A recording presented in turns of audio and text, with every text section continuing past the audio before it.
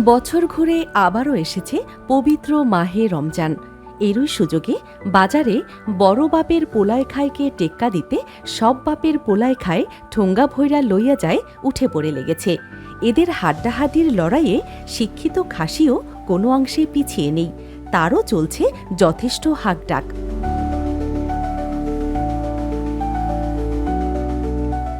ঢাকার বয়স ৪০০ বছরের বেশি হলে ঢাকার ইফতারের ইতিহাসটাও ৪ শতাব্দীর।